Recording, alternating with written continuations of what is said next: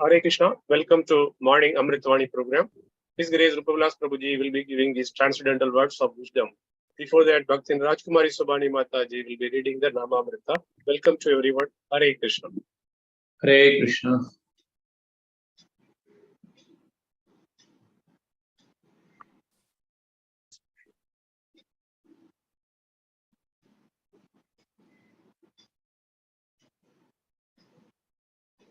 Hare Krishna, Danvat Pranam to all.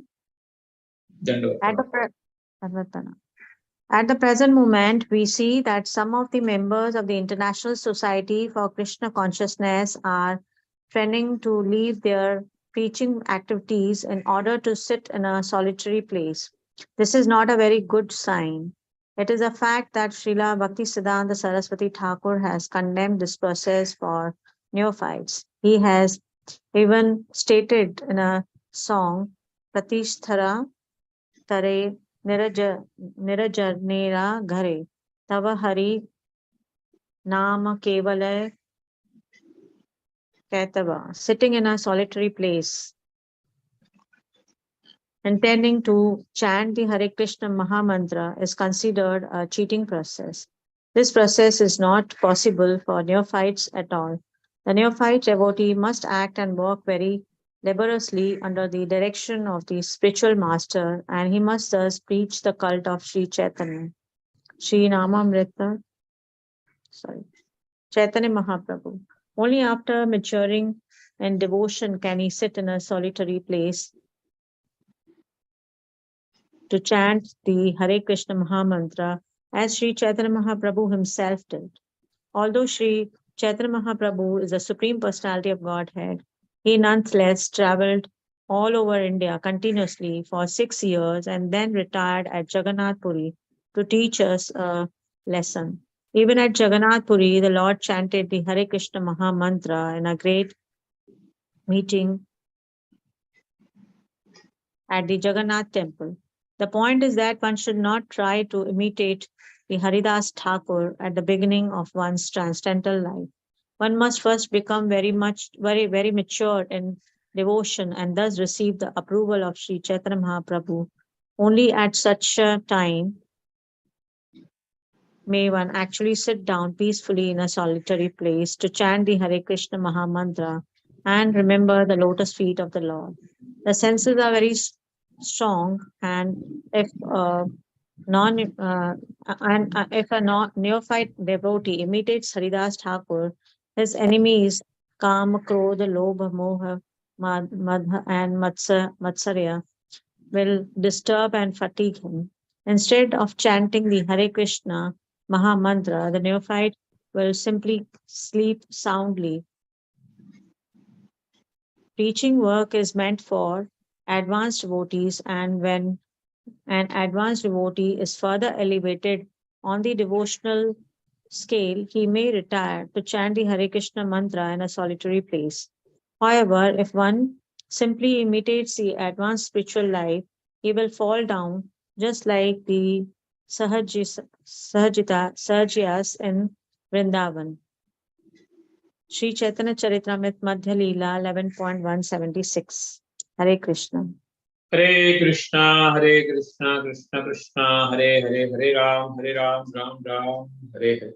Shri Shri Radharaj Bihari Bhagwan ki jai, Lalita Sakhi Vishakha Mata ki jai, Giriraj Govardhan Maharaj ki jai, Sitaram Lakshman Hanuman ki jai, Gauram Nitai Mahaprabhu ki jai, Srila Prabhupada ki jai, Morning Chanting Program ki jai, Samvet Bhakta Vrinda ki jai. The definition of bhakti that is given is Rishikena Rishikesha Sevaya Bhakti Uchyate Sarva Upadhir Vinmukta Tat Paritvena Nirmalam Rishikena Rishikesha Sevaya Bhakti Uchyate. Bhakti means devotional service. Without service, only devotion will never has no meaning. People, we are in the moment of Prahlad Maharaj, we are in the moment of Mahaprabhu, we are in the moment of Srila Prabhupada. Srila Prabhupada would be loved to live in Vrindavan at that age, at the age of 70, and easily live his life. But in our moment, preaching is more important. Seva is more important.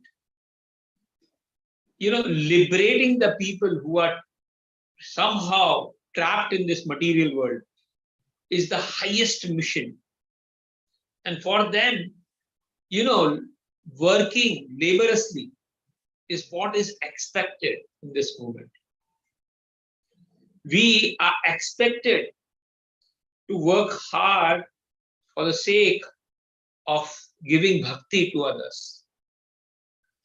And Lord clearly says in the Bhagavad Gita, those who preach my message, there is nobody other than dearer than that person. In Bhagavad Gita, in the 18th chapter, Lord says, who preached this message is very dear to me.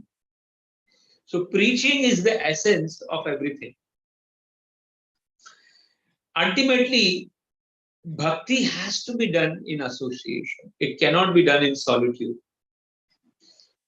Because in solitude, we know that there are 3 levels of bhakta: Kanishtadhikari, Madhyamadhikari, and Uttamadhikari. In all levels, whether you are even Uttamadhikari, you have to have association. You have to have guidance. You have to have seva. You see, practically a Guru Maharaj is so old, so much for last 50 and more years he is doing this seva. Many people are telling him to retire, but he says, no, my Guru Maharaj has told me to do management. I will do management up to my last breath and leave my body. So anyhow, she's doing what his Guru Maharaj has told him. We see Jayataka Maharaj, we see Radhanath Maharaj, how they are doing. We even see Radhesham Prabhu, Gauranga Prabhu, and all of the great people who have spread their names, spread the message and preached so vigorously. My son is in Boston, so Radhesham Prabhu goes and preached over there twice or thrice. So the son is saying, it is very impossible the way the Radhesham Prabhu is living a life for a normal person. He gets up in the morning and throughout the day, he's only preaching. Even in the US, he gets up at 2 o'clock. And 2 o'clock in the night, for Indian people, he does the classes. And up to night, 10 o'clock, he's going. And what does he eat? Only khichdi little. He eats little khichdi and little in the night, nothing else. The entire day is doing preaching, chanting, preaching. So it's an inspiration that our life somehow or other should be used for benefit of others. And when you are incapable and really you do not have anything, at that time, with the permission of Guru and Vaishnavas, if you can sit in one side and do bhajan, that's okay. But we are fighters.